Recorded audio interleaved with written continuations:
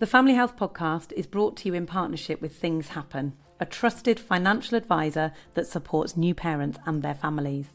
Things Happen offer the best advice to help parents and their families make informed financial decisions, ensuring a secure and tax-efficient future for their children. The team at Things Happen are highly qualified financial experts who will guide you through the different types of policies to consider as your family expands, taking the stress out of decision making by finding the best deals for your needs, ensuring you and your family are protected no matter how busy life gets. If you already have life insurance, Things Happen will carefully review your existing policy to ensure that it still meets your family's evolving needs, so you know your family is fully protected. Hello, I'm Kate Ball and I'm the founder of Mini First Aid, and welcome to our podcast Family Health by Mini First Aid. I'm really pleased you've taken the time to listen to our podcast, because whether you're in the car, you're cleaning your house, or even relaxing with that rare cuppa, our Family Health podcast covers a huge range of topics that might affect one of your family members. And if you've ever got any family health concerns and you're thinking, I'm just going to Google that, please don't. Have a listen to us instead. Now, our guest this week, and Anna, you're going to have to tell me in a moment how I pronounce your surname. Our guest this week is Anna, whose little girl Cleo developed sepsis when she was just over 2 years old. But thankfully, Cleo survived and she was extremely poorly. And it was Anna who realised how critical Cleo's situation had been, and she decided to become an ambassador for the Sepsis Trust, a charity we work very closely with here at Mini First Aid. Now, Anna, I know this really isn't easy for you to talk about it, and I am, as I discussed before we came online, just so grateful that you're going to share your experience and knowledge with the parents and grandparents listening today. So, big intro. Welcome to the Family Health Podcast, Anna. Thank you. Thanks very much. Anna, how do you pronounce your surname? It's Moynihan. It's an Moynihan. Irish name. So it is as written. Sorry, where did you say the origin of your surname? It's Irish. It's my husband's family side. Irish. So Anna Moynihan. Thank you. Right. Tell us a little bit about yourself and your lovely family, Anna. I'm Anna Moynihan. I live in South London with my husband and our 2 young children. We've got Cleo, who is now 4, nearly 5, and our little boy Bo, who's 2. Gorgeous, gorgeous. Anna, I'm just wondering, before we talk about what happened to Cleo, did you know anything about sepsis? Because we hear over and over at our classes that parents have this sort of idea what sepsis is, but they don't know how serious it is. Does this chime with your experience? Yeah, my only real recollection of sepsis before what happened with Cleo was really other times that we'd sort of ended up in A&E for a variety of different child-related things that you do when you have kids. And I remembered seeing flyers in the children's A&E of our local hospital. But other than that, I didn't really know anything about it. And that tends to resonate with lots of parents, that people say, oh, I know the word, but I don't really know what it is. Now, Cleo was just over 2, wasn't she, when she got poorly? Yes. And I remember at that age, my kids would constantly be coming home from childcare with some sort of illness, right? There's been memes on social media about the fact that it's almost like it's a gift in a bag when you start your childcare journey, that they're going to bring home all these bugs. Do you think as toddler parents, we're lulled into a false sense of security? It's funny. Oh, it's just some sort of virus. Absolutely. I think, especially as a first-time parent as well, so you're going through the nursery experience for the very first time.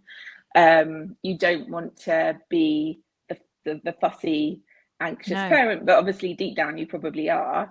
But yeah, like absolutely. I mean, she'd, by 2.5, she'd had plenty of different viruses and bugs and all sorts of things. And you do become, I suppose, a little bit complacent because you're just sort of, you want them to go into childcare, and B, like you're so used to it. And we had probably taken her into A&E a couple of times for a variety of different things, because we were probably being quite cautious. But yeah, on the whole, you get really used to them having temperatures and being poorly. Now, on this occasion, Cleo came home from nursery with a high temperature, didn't she? Which is totally sort of par for the course, but no other symptoms. So tell me about that. Yeah, so she'd been at nursery. She'd come home and actually she we hadn't even noticed she'd had a temperature. It was only we'd put her to bed, and I noticed that she was still awake in her cot, but she wasn't calling for us. She was just sort of lying awake. So I went upstairs and sort of felt that she was quite hot, so we gave her some Calpol, and just put her back to bed. So just immediately, obviously assumed it was some sort of bug that was kind of on its way. And then a couple of hours later, we went in to check on her and took her temperature again, and it was sort of high 30s, nearly 40. Wow. And so we're like, okay, well, sometimes Calpol, um, sometimes you can alternate obviously between Calpol and ibuprofen. So we were like, okay, maybe that didn't knock it on the head. We'll give her some Nurofen. So we did that, and we stayed awake and we checked on her again, and it just wasn't coming down; it was going up. And that's when I'd always remembered sort of seeing on the NHS website when you're looking around sort of children and fevers, that if you're giving them medication and it's not going down, that then maybe there is some sort of cause for concern as to what's causing that. So your instinct has kicked in now, and you live really close to the hospital, is that Yeah, right? yeah. So what instinct said, I'm going to take her in? I need to get her seen to. I think I knew that something was going on, Hmm. because obviously every other time we'd never had this situation before. We'd never given her medicine and her temperature not come down. Okay. And it was, but I think at this point, in the stage of her being ill, it was probably about 2 o'clock in the morning, because we'd sort of stayed awake to sort of check on her. And so my husband and I were just like, look, we could call the NHS helpline, like 111, but they would always, we'd done that before, and they'd always sort of err on the side of caution with a younger child and say, look, take them in. So Hmm. we just were like, look, we live 3 minutes from the A&E. It's a Wow. children's A&E, so it's, Okay. it'll be potentially quite quiet at that time of night. Let's just pop in. So my husband took her in, and within 3 hours they were home. And he'd been told it was a virus, and the doctor in A&E had given her a good check over, checked her throat, her ears, and just sort of said it is probably viral. um, Okay. and she was sent home. So she came home, and the next thing that happened, you've described as unusual for your child. And we talk about this in our first aid classes. We say things that aren't usual for your child. Sometimes you might be asked by a medical practitioner, is this normal? So what was it? What happened to Cleo that wasn't normal for her? She threw up, and she'd never, literally, even as a baby, she'd never thrown up before. Right, okay. And she threw up a number of times. She came into our bed and vomited everywhere, basically. But initially we were like, oh, okay, maybe this is a stomach bug. And she vomited about 10 times, which is a lot. And we've got a younger child, our son, and he vomits all the time, like literally Okay. left, right, and center. So again, like I wouldn't even blink if he threw up. But Yeah. this kind of, it made us think, and we were just like, we had a discussion, and we sort of said, okay, we'll give it a few more hours. We're going into the weekend. I think this was on a Thursday. We're going Hmm. into the weekend soon, so let's just see. It will call the GP if she doesn't sort of show any signs of feeling a bit better later on in the afternoon. And what happened when you called the GP? Did you get to call the GP? Was that your next stage? Yeah, so I went out for a bit. I came home, and my husband had stayed with her, and he said, she's just like, she lay on the sofa. She didn't want to eat or drink. And again, we were like, oh, maybe just a stomach bug. It kind of makes sense. Well, if you've been sick, I guess you might not Exactly, feel like eating. Yeah. exactly. But we were like, look, we just didn't want to have to go into A&E again, if I'm completely honest, because obviously it's not fun for anybody. So we were like, let's just call the GP and see what they say. And thankfully, when we spoke to the GP, we had a phone conversation with him. And when I sort of explained what had happened, I think from a dehydration perspective, because she was sick so many times, he would like, take her into A&E now. Just put her Okay. in the car and take her to A&E. She could be very dehydrated at this point. And so obviously that's what we did. So you go back to A&E. It's where you didn't really want to be going. Did you have a feeling of I don't want to be back here, or this is over the top, or yeah, what were your feelings at this point when you're now on your second visit back to A&E? Yeah, I think um, I actually remember coming off the phone from the GP and saying to my husband, he said, take her to A&E. And I was a bit like, oh, and he said, we need to do as we're told. So there was it's horrible to admit there was a slight reluctance because we were like, oh, are we going to be those parents in A&E? When I got to A&E, it was maybe 4 o'clock in the afternoon, and the doctors, it's difficult to talk about this without sounding, ungrateful. Ultimately, modern Yeah. medicine saved her, but the way that we were treated in A&E was slightly, I suppose, slightly dismissive. We were told that she just seemed like a grumpy toddler. Okay. And so obviously that kind of adds to the picture of feeling like you shouldn't really be there and you're making a bit of a mountain out of a molehill. But while we were in A&E, they kind of clocked that her heart rate was high, Okay. which, even though I'm obviously have no medical background, I knew, even though they didn't mention this, that could potentially be a sign of some sort of infection. And I could understand that they were looking for that. So they checked her ears and her throat again. And then they were asking for a urine sample, which, from my understanding, was potentially to see if there was a urine infection that was causing this. But because of the fact that she'd really had such a limited intake of water, and also because at the time we didn't know, but her kidneys had started to shut down, Right. it was really tricky for her to actually do a wee. And so they said to us, look, just we'll keep you in A&E overnight. So we just stayed in A&E, Okay. and we want her to do a wee before she goes home. Right. Okay. And did you manage to get her to do a wee, or did she manage to do a wee? So yes, it was we kept on swapping out, my husband and I, Okay. because it was sort of the tail end of COVID. They didn't want two parents Right. Okay. in A&E. I mean, they probably don't want two parents in now. So I swapped out with my husband. My husband stayed the night in A&E with her, and he messaged me in the middle of the night about 3 o'clock in the morning. I mean, I wasn't sleeping anyway, obviously, I was Yeah, I worried. bet. I bet. And he said, oh, she's done a wee. I can feel her nappy, but I'm not going to tell anybody. I don't want them to know, because I'm a bit worried that if we tell the nurse that she's done a wee, that they might just send her home. Right. And his instinct was quite strong at that point, that something more serious was up. And I was like, yeah, okay, cool. Like, just, change your nappy and don't tell them. And I'm really glad he did, because Yeah. I wouldn't have wanted her sent home. So, were there any other signs of sepsis at this stage present? Just the fact that her temperature and the sickness and the lack of urination. They were the three signs. So she hadn't, like, she was only sick at home, and then she wasn't sick again. Okay. The only other sign of sepsis was the very beginnings of what ended up being a huge full body rash.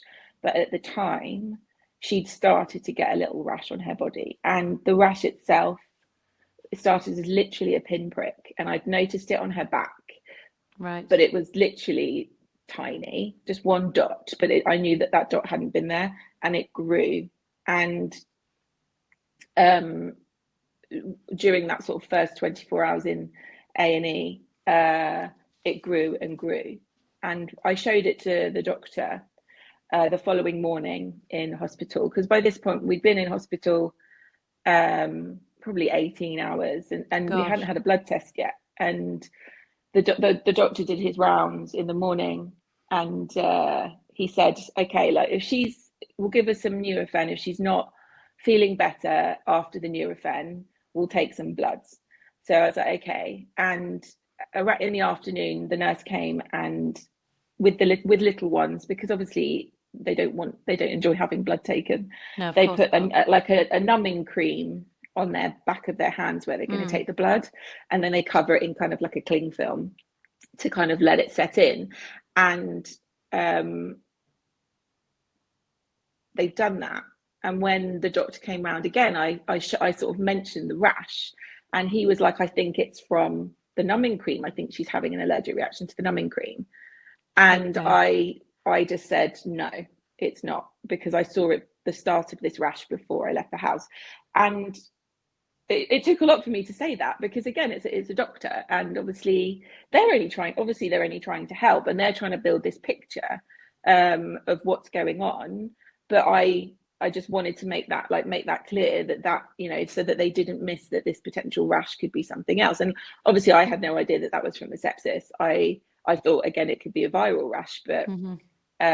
it that really stood out in my mind as an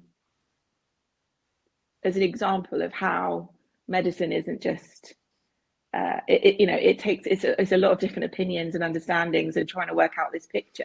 But It's not straightforward. and this is where your voice is really important, Yeah, because this is you exactly. advocating for your child and saying what is their normal. So did they do these bloods then? Did they actually get these bloods done for you? Yeah, so they did them about 5 o'clock in the evening. So she'd been in Right. hospital then for like 24 hours, and I'd gone home. uh my husband was there with her. They'd done the bloods, and then I'd gone home afterwards, because I was like, okay, they've done them now. She's had that traumatic sort of event for her. Mm. And my husband called me maybe an hour later, just said, you need to come in now. Uh, they're looking for, obviously they test blood for a lot of different things. Yeah. In this situation, they were looking for her infection markers. Okay. On the whole, and this is again my layman's understanding, so this is just what I learned. I'm not in any way a medical professional, but with infection markers, a healthy person, their infection markers are range between something like 0 and 5, 0 and 10. Like if you've got a cold, it might be like 10 to 20, like dependent on what's going on in your body. Severe pneumonia, you're looking at 150. She Okay. had, hers were 352. And Wow. Okay. it went from, this child has potentially a virus, we'll do some blood tests, me kind of feeling a bit like, oh, I don't know, okay, fine, like maybe it is just us worrying, Mm. to consultants, like tubes, like very serious conversations. Your daughter is seriously ill, we don't know what's causing it. In the Right. space of them receiving the first results from those blood tests. And how was Cleo at this time, Anna? How was she in herself while all this was happening? Because she's She only was, little, isn't she? yeah, Yeah. she was basically asleep the Right. entire Okay. time we were in A&E. So that Okay. whole 24-hour period before they sort of admitted us, she was asleep, and she would wake up because somebody prodded her, or she had a blood test. But she was just lying there. Like I remember sort of texting friends, sort of saying, "Oh, this is easy." Like she just, before I obviously knew Yeah. that it was serious, I was just like, she's just lying down. Like it's a really easy gig to like parent her at the moment, and that Yeah. was just because obviously her body was shutting down. Gosh. Gosh. So she has this blood test, and you get these big breaths. You get this information on infection markers, and they then talk to you about what's going to happen now and go into that whole medical zone and tubes and all the things that you never believe are going to happen to your beautiful children. Yeah. Never mind your own child, your baby girl. What was happening now? So what was the next sort of stage for her once they discovered these infection markers? What did they discover after that? Well, they sort of said to us, look, we've had this, essentially, like with the bloods, they'd had this first round of information that they could gather, Mm-hmm. which was the infection markers, but also they needed to know what was causing the infection. And to do that, they send the bloods off to a lab, and they grow the bacteria that they find in the blood, essentially, to then discover what it is that's causing it. Their suspicion at the time was something called PIMS TS, Right. which was well, it is something that they were seeing a lot of in young children at the time who'd had COVID. Okay. And it's basically very similar to it presents similarly to sepsis and also Kawasaki disease, and basically your immune system attacks your body. Okay. And that was there because she'd had COVID in the January, and this was end of March, early April. They were quite certain it was that. So they admitted us into the hospital, and basically we waited for these bloods to come back and for us to find out what it was. That the good thing that happened, the silver lining was that the treatment for sepsis and the treatment for PIMS-TS is a very similar situation. So they started that treatment protocol, and they were covering both bases, even though they didn't actually know what they were treating at the time. Which again, as a parent, I was just like, the only time I'd ever really been in hospital was to have a baby. Yes. And so it was really confusing as a parent to understand that they just, that you can actually go into the situation and have to start treating something that you just don't know what it is. Mm-hmm. I think my understanding, I thought it was just going to be quite binary. The results come back very quickly. They know exactly what it is. And they treat it. They didn't. Yeah. Yeah. Yeah. Not the case. Yeah.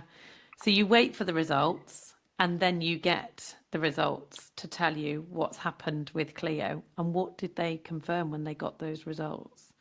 That it was strep A that she had, and RSV as well at the same time, which was a huge shock to us, because our understanding of something like strep A, which is essentially a severe tonsillitis, I suppose, is the kind of very basic way of putting it. She'd had no signs, nothing. Okay.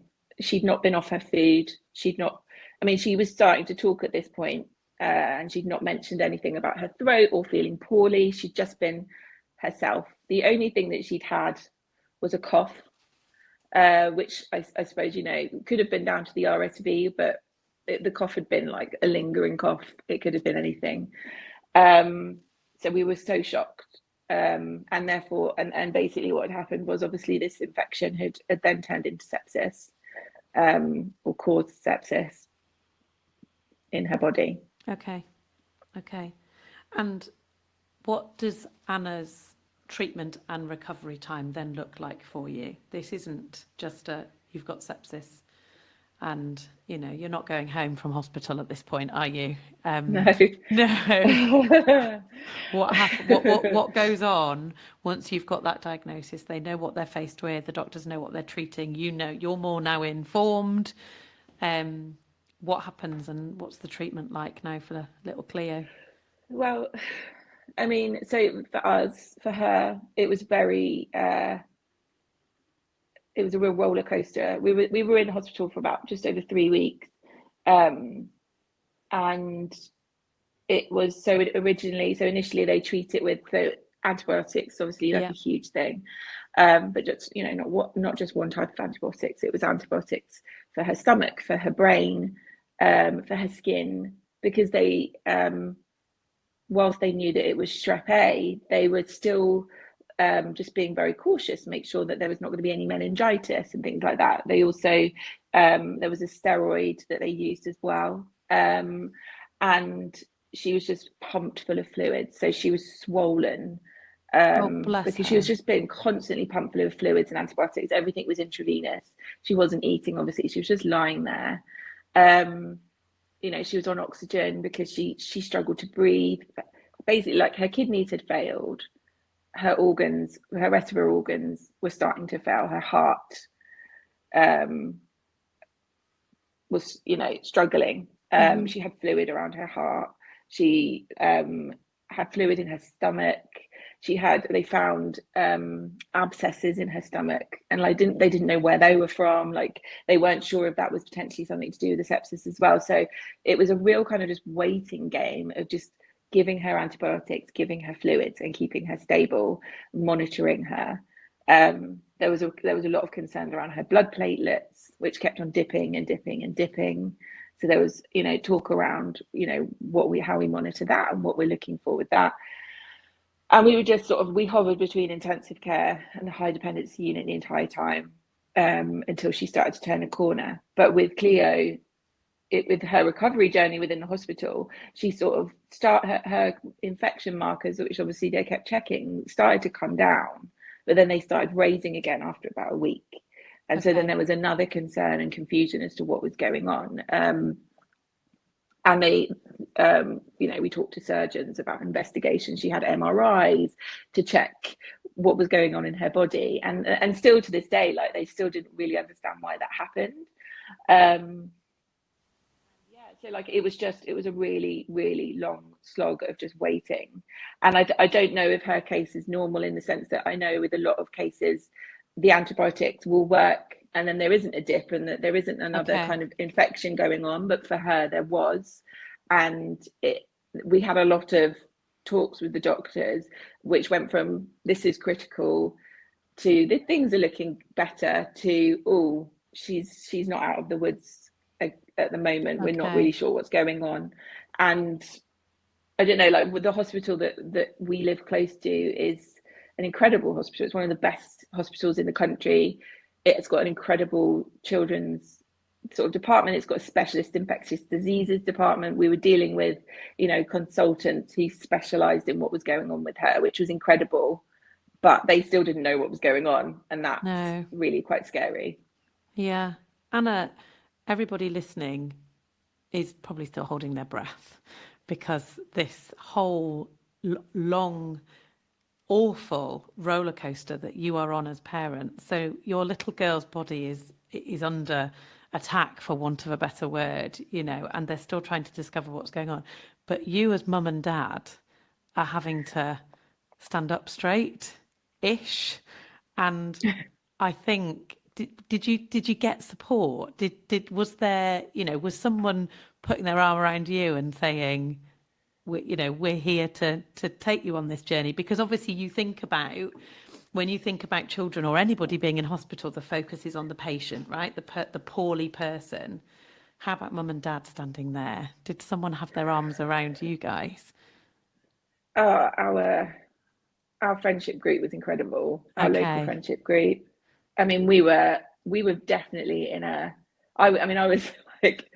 was 8 months pregnant. No, 7 months pregnant at the time with Bo. So I was a mess anyway. Before this happened.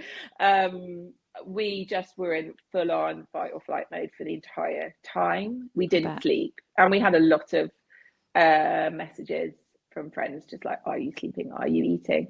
We had, when she stabilized and we were sort of, we could actually comprehend having guests.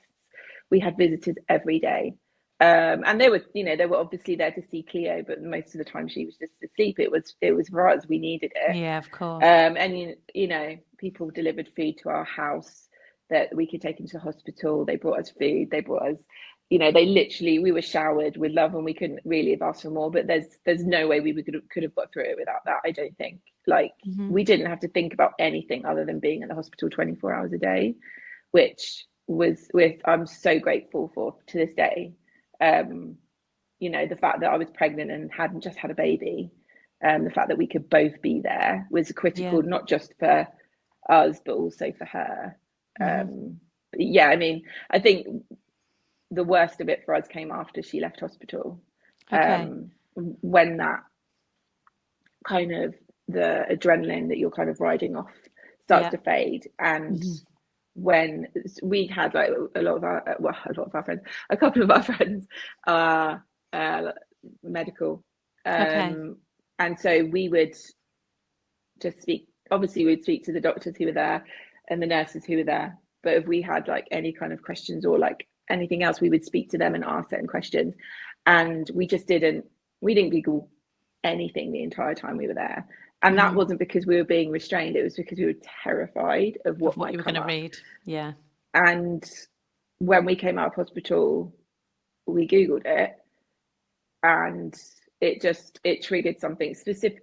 Well, especially in me, but both of us, it triggered something where we were like, she was incredible. We were so close to losing her, which I think we kind of knew when we were in hospital, but it wasn't until we kind of started reading about sepsis and how, how lucky we were. And how, if she'd been sent home from A&E a second time, I think we probably would have lost her. And that is something that I think I'm still dealing with. Like I've definitely had post-traumatic stress disorder since everything happened, and it's definitely got better. But we would find ourselves, myself and my husband, we would find ourselves shoehorning in our story into every conversation we had, and that was obviously like a way that we were dealing with it. Yes, of course. But it helped us, and also we wanted to let people know, like, this can happen to your kid, or it can happen to anybody, but this is what you should be looking for in young children. This is what was missed, not just by us, but also by medical professionals in an amazing hospital in London. So yeah, it's a journey to recovery for both Cleo and us. And you made a decision to become an ambassador for the Sepsis Trust, the leading sepsis charity in the UK. What prompted that decision, in the sense of what made your decision that this is what you wanted to do, to be an ambassador? Was it this talking? Was it this need to talk about it? I think that probably definitely played a part. Yeah. I definitely just wanted to be able to share this story. I think it's also just, we are parents of young children. We are surrounded by other parents of young children through school, through nursery, through just friendship groups. And nobody other than the couple of friends I mentioned who were medical professionals knew much about sepsis. And I think, there were a couple of people I knew who had heard of older people having it. Yes. But on the whole, nobody knew. And I didn't post anything on my own personal social media about Cleo being sick until she was out of the woods and we knew she was better.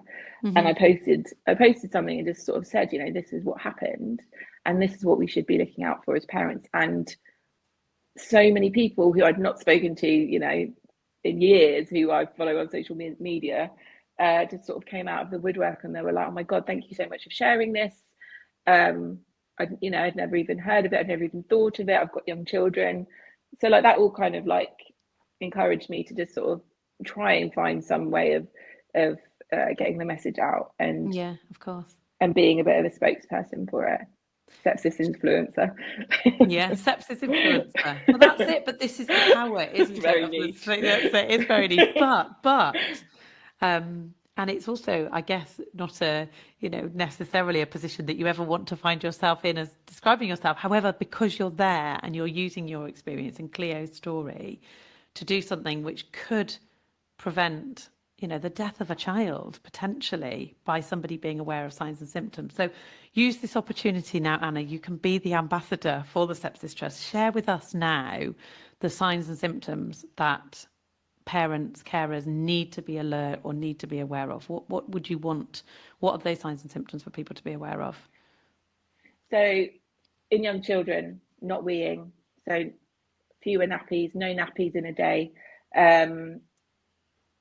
being very sleepy, a temperature that won't come down with medication, or a very cold temperature as well.